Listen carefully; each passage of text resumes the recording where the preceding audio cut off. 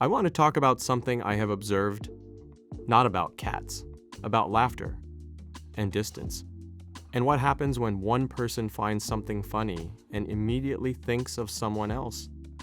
You are watching this right now, and somewhere in the first 30 seconds, you thought of someone, a daughter, perhaps, a son, a friend you have not spoken to properly in a while. You thought, she would like this.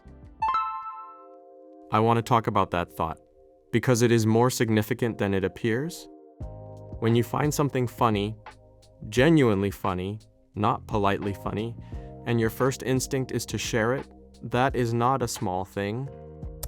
That instinct is a form of love, a specific form, the kind that says, I know this person well enough to know they would laugh at this too. I know their sense of humor. I know what lands for them. You can know someone for decades and still send them the wrong thing, get no response, or a polite one, the wrong video, the wrong joke, the wrong timing. But when you send the right thing, and they respond not with a single emoji, but with words, with a voice message, with a call, something opens. That is what I want to talk about. The right thing.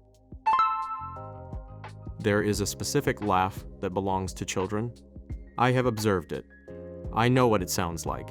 It is unguarded. It does not check itself. It does not think about whether it is appropriate for the room. It simply arrives, fully, without asking permission. As people get older, that laugh becomes rarer. Not because they find less funny, because they spend more time in rooms where laughter requires management. But it does not disappear. It waits. It comes back in specific conditions. The right person, the right moment, the right thing. You remember what your daughter's real laugh sounds like. The one from before she was busy, before she had her own responsibilities, before the calls got shorter. You have not forgotten it. You have been waiting for the right thing to bring it back. I will tell you something about the videos people send to their children.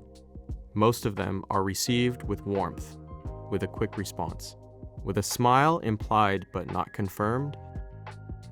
Some of them are received differently. The person on the other end stops what they are doing, watches again, sends it to someone else, and then calls, not because the video required a call, because something opened, something was shared.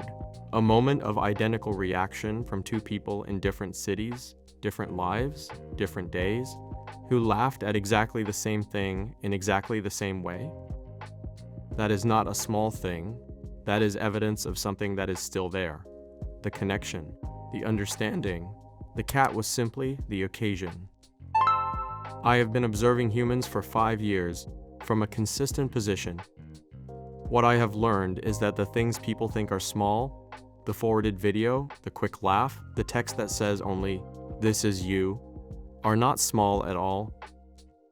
They are how people stay connected when the big conversations are difficult.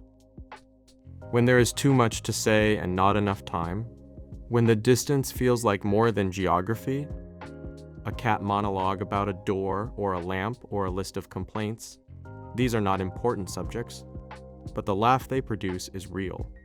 And real laughter, shared between two people who love each other, is not nothing. I want that noted. Send it, not later, not when you find the right moment. There is no right moment for a forwarded video about a cat. That is the point. Send it now, without explanation. Without, you have to watch this. Without, I know you are busy, but just the video. She will watch it. She will laugh. And then, there is a reasonable probability she will call, not because of me, because of you. Because you know her well enough to send the right thing. That has always been there. I simply provided the occasion.